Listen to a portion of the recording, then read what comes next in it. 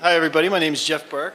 I am the Chief Software Officer at Neat Receipts, and I'm going to talk to you a little bit tonight about Agile Development and how we build software at Neat Receipts. So basically at Neat Receipts, we follow something that's laid out in the Agile Manifesto, and there's sort of 4 core principles that we talk about in the Agile Manifesto. One is individuals and interactions instead of process and tools, and we care more about making working software than creating comprehensive documentation. Additionally, we also pay deep attention to customer collaboration. Sorry about that. Customer collaboration over contract negotiation and responding to change over following a plan. Now, what's really interesting is you hear a lot about Agile development, and what we try to do at Neat Receipts is take those core principles that a lot of people in the arts community sort of live by in making interesting things, and we want to try to bring that to the software development process. So across all the different Agile methodologies, there's some core principles that we share, but particularly we care about keeping an open workspace, delivering small, frequent releases, ensuring that there's always clearly understood value in what we are building. So at Neat Receipts, we actually use Scrum. Scrum is an Agile framework used to manage and control software development. Scrum embraces change, empowers the team, and provides transparency to stakeholders. In addition to Scrum, we also use some techniques from another methodology or framework called Extreme Programming, or XP. And really what XP is a discipline of software development based on values of simplicity, communication, feedback, and courage. So basically it encourages our team to use simple practices to build great software. So what we actually do is we take Scrum and use that sort of as our overarching framework for development, and then we layer in XP principles and practices to deliver our software applications. And by doing that, we sort of combine the best of both worlds, and it helps us to really deliver at a high rate.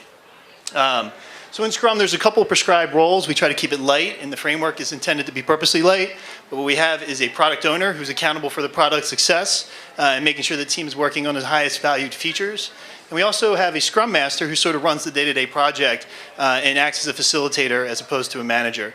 And then finally, we have the team. So this is actually our workspace at Neat Receipts. And what we do is we have a cross-functional team consists of 5 to 9 people, and we seat all those teams adjacent to each other in our development environment, and that really promotes great collaboration. But regardless of what you do in terms of technology and whatever framework you use, if you don't listen to your customer, it doesn't really matter, right? So fortunately, we really pull an XP technique, which is the practice of using user stories instead of writing these long, drawn-out requirements to start building our software. So user stories help us unlock the value that our customer wants from our products. It's very simple. They're in the format of about 3 sentences of text written by the customer in their terminology. And what we do is we leave out all that technology babble, right? And we want to build what the customer wants. All those stories are assembled in what we call a product backlog. That backlog is the grand list of everything we want to do for a given release. So when we start a product, we don't try to list it all out at once. We know that requirements will change as our customers change and as the product evolves a little bit. But once we have that product backlog, what we want to do is we start a sprint planning meeting to actually begin building. And collectively, the Scrum team and the product owner define a sprint goal and select stories from the backlog that the team will complete during the sprint. And these stories are added to what we call a sprint backlog. So it's really a subset of that big list of things we want to do. What's really important about the sprint backlog is that the team pulls those stories because they own the development and the delivery of those stories. So we want them to sort of have collective ownership of what we're building and how we're building it. So what we do on a day-to-day basis, we have a stand-up meeting called a daily scrum. It's a point of synchronization.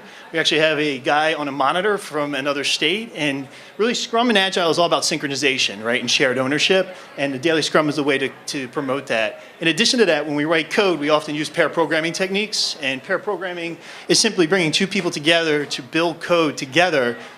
It's a little sort of unintuitive, or it doesn't sound like it would work very well, but we find that we actually get very high quality code by bringing people together and just having them hammer out a problem. We also use another technique from XP, which is called continuous integration. So every time you check in, for those software developers here, we build.